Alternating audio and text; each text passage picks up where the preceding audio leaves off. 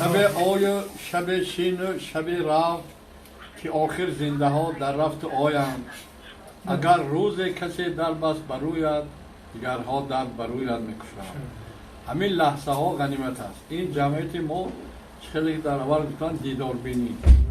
امروز هستیم اگر کی میداند که هست کی نیست. برای همین حاضر عبیدالله جان یک سرود سریع در سرخان میخوانند. در سرخان ما فقط میوه چیزای طبیعی برای سالم‌گردانی جامعه. سلامت باشید. نوبت شما با.